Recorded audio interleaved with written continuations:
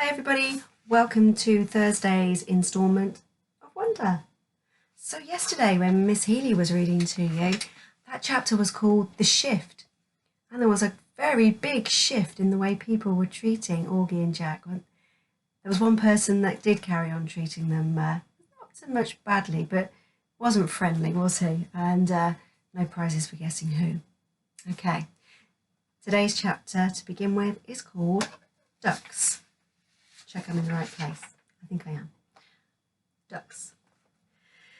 The day before the last day of school, Mr. Tushman called me into his office to tell me they had found out the names of the 7th graders from the nature retreat. He read off a bunch of names that didn't mean anything to me.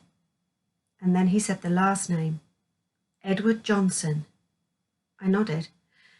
You recognise the name? He said. They called him Eddie. I said. Right, well, they found this in Edward's locker. He handed me what was left of my hearing aid headband. The right piece was completely gone, and the left one was mangled. That means bent and all misshapen. The band that connected the two, the Lobot part, was bent down the middle.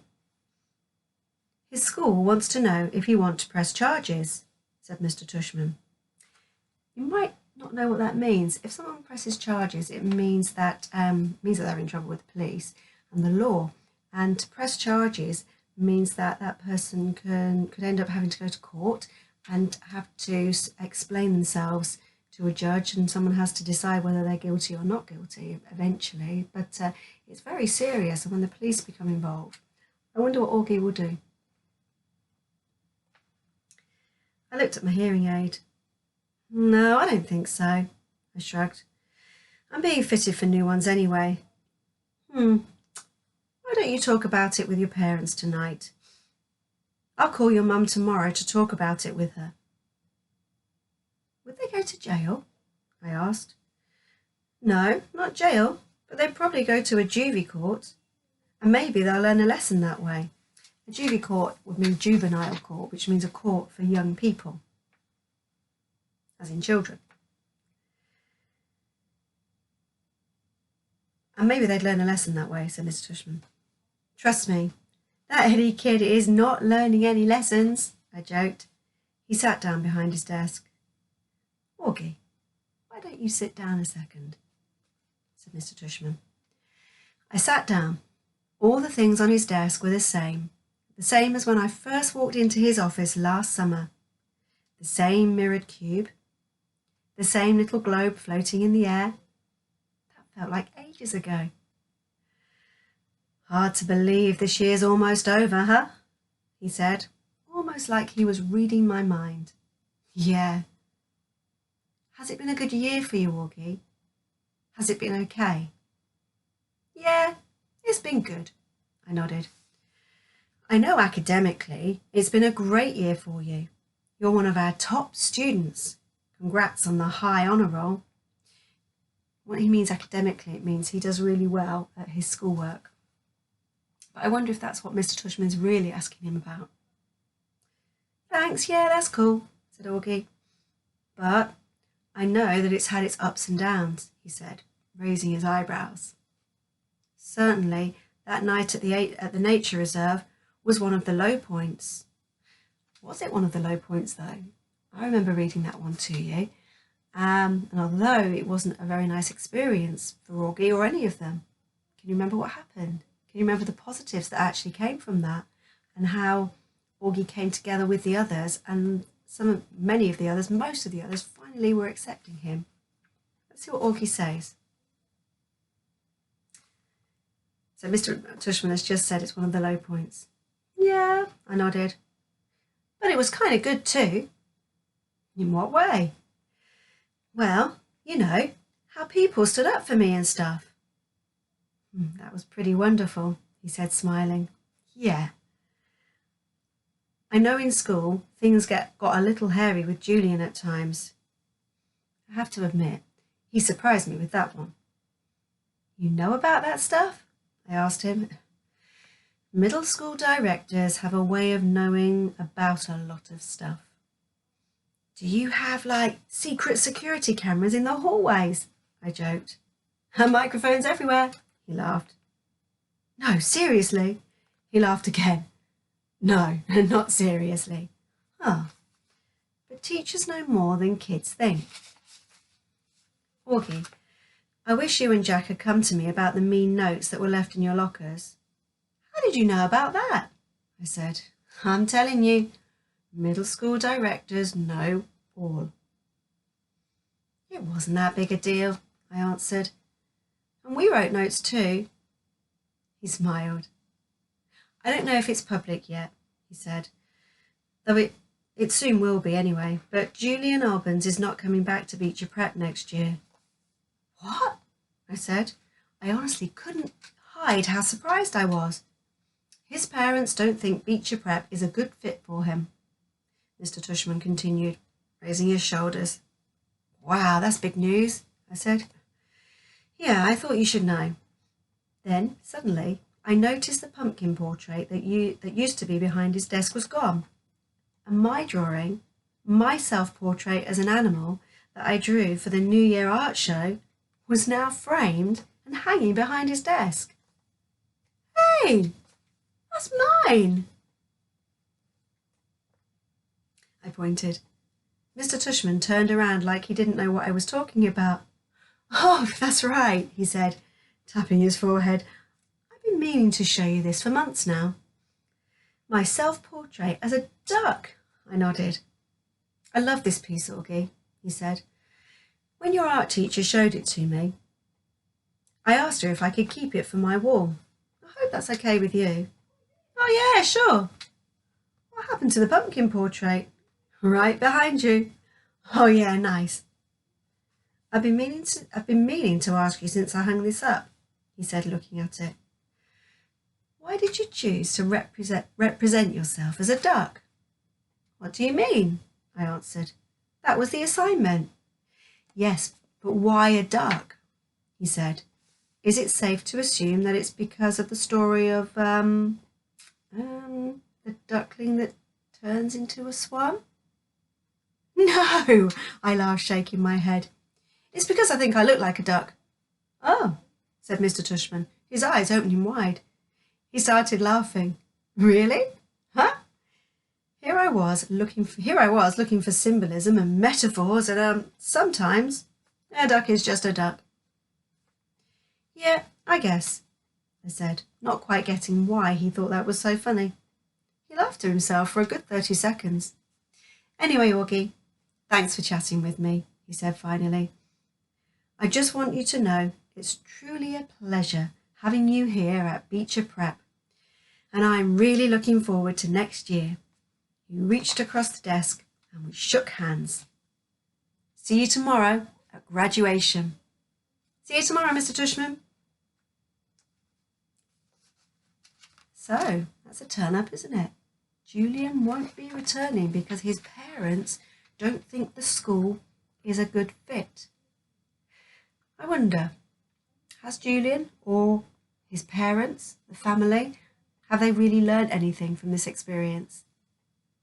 Others seem to be changing the way that they are seeing things and not seeing Augie as a problem or an issue. So why are they still seeing that?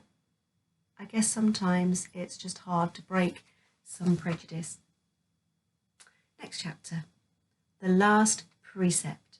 This is a good one to think about. Remember yesterday for your RE, we were looking at the Bible and we were thinking about ways for a happy life, or guidance or guidelines for other people. So quite timely that we've got a precept coming. Let's see what this one's all about though. The last precept. This was written on Mr. Brown's chalkboard when we walked into English class for the last time. It said, just follow the day and reach for the sun. And it said the polyphonic spree in brackets. This is what he wrote underneath it. Have a great summer vacation, Class 5B. It's been a great year and you've been a wonderful group of students. If you remember, please send me a postcard this summer with your personal precept. It can be something you made up for yourself, or something you've read somewhere that means something to you? If so, don't forget the attribution, please. I really look forward to getting them. Tom Brown, 563, Sebastian Place, Bronx, NY 10053. Just follow the day and reach for the sun. What does that mean? I wonder if that could have been one of our guidelines for the work that some of you did yesterday. I know Georgia and Hattie and Emily, I think we've seen yours, and this would fit in really nicely with the sorts of things that you were writing. Follow the day and reach for the sun. That's like reaching high, isn't it? Reaching for something good, reaching for something bright. Anyway, next chapter, the drop-off. The graduation ceremony was held in the Beecher Prep Upper School Auditorium. It was only about a 15-minute walk from our house to the other campus building, but Dad drove me because I was all dressed up and had on new shiny black shoes that weren't broken in yet, and I didn't want my feet to hurt. Students were supposed to arrive at the auditorium an hour before the ceremony started, but we got there even earlier. So we sat in the car and waited. Dad turned on the CD player and our favourite song. We both smiled and started bobbing our heads to the music. Dad sang along with the song. I don't know the song, but the words are this. Andy would bicycle across the town in the rain to bring you candy. Hey, is my tie on straight? I said. He looked and straightened it a tiny bit as he kept on singing. I'd sing along, but I really don't know the tune. The words go, and John would buy the gown for you to wear to the prom. Does my hair look okay today? I said. He smiled and nodded. Perfect, he said. You look great, Augie. Via put some gel on it this morning, I said, pulling down the sun visor and looking in the little mirror. It doesn't look too puffy? No, it's very, very cool, Augie. I don't think you've ever had it this short before, have you? No, I got it cut yesterday. I think it makes me look more grown up, don't you? Definitely. He was smiling, looking at me and nodding. More words to the song. But I'm the luckiest guy on the Lower East Side because I got wheels and you want to go for a ride. Look at you, Augie, he said, smiling from ear to ear. Look at you, looking so grown up and spiffy. I can't believe you're graduating from the 5th grade. I know, it's pretty awesome, right? I nodded.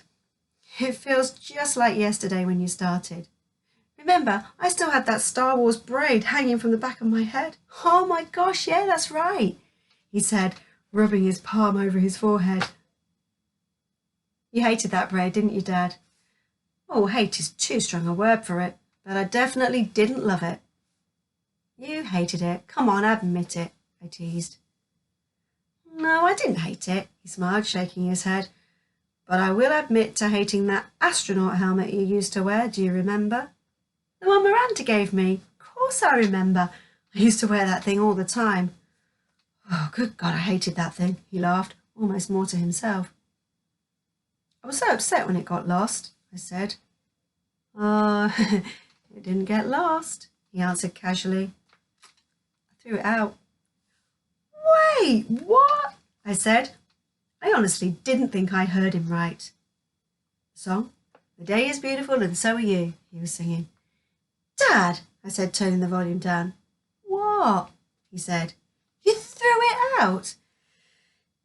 He finally looked at my face and actually saw how mad I was. I couldn't believe he was being so matter-of-fact about the whole thing. I mean, to me, this was a major revelation. And he was acting like it was no big deal. Augie, I couldn't stand seeing that thing cover your face anymore, he said clumsily. Dad, I loved that helmet. It meant a lot to me. I was so upset, and it was beyond belief when it got lost. Don't you remember? Of course I remember, Augie, he said softly. Oh, Augie, don't be mad. I'm sorry. I just couldn't stand seeing you wear that thing on your head anymore, you know. I didn't think it was good for you. He was trying to look me in the eye, but I wouldn't look at him. Come on, Augie, please try to understand, he continued, putting his hand under my chin and tilting my face toward him. You were wearing that helmet all the time. And the real truth is, I miss seeing your face, August. I know you don't always love it, but you have to understand. I love it. I love this face of yours, Augie, completely and passionately. And it kind of broke my heart that you were always covering it up. He was squinting at me, like he really wanted me to understand. Does Mum know? I said. He opened his eyes wide. No way, are you kidding? She'd have killed me. She tore the place apart looking for that helmet, Dad. I said, I mean, she spent like a week looking for it in every closet, in the laundry room, everywhere. I know, he said, nodding. And then he looked at me, and then something about his expression made me start laughing, which made him open his mouth wide, like he'd just realised something. Wait a minute, Augie, he said, pointing his finger at me. You have to promise you will never tell Mum anything about this. I smiled and I rubbed my palms together like I was about to get very greedy. Oh, I think he's winding his dad up. Let's see, he said, stroking my chin. I'll be wanting that new Xbox when it comes out next month. Oh, and I'll definitely be wanting my own car in about 6 years. A red Porsche would be nice, and he started laughing. I love it when I'm the only one who makes Dad laugh, since he's usually the funny man and gets everybody else laughing. Oh boy, he said, shaking his head. You really have grown up.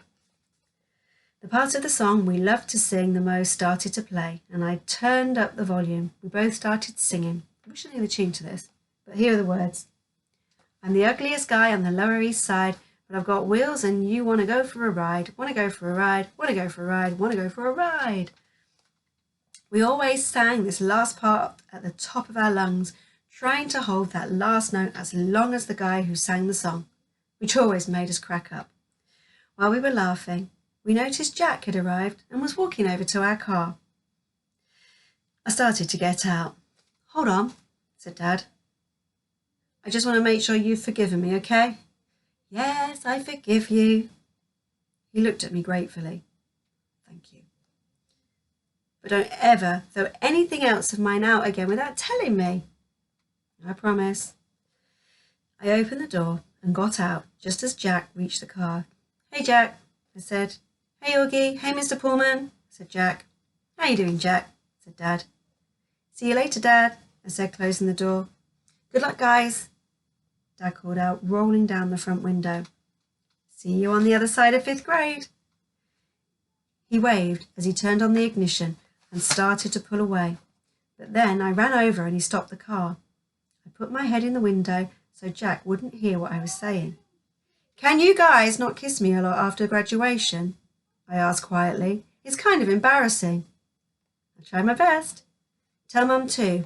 I don't think she'll be able to resist Augie, but I'll pass it along. Bye, dear old Dad, he smiled. Bye, my son, my son.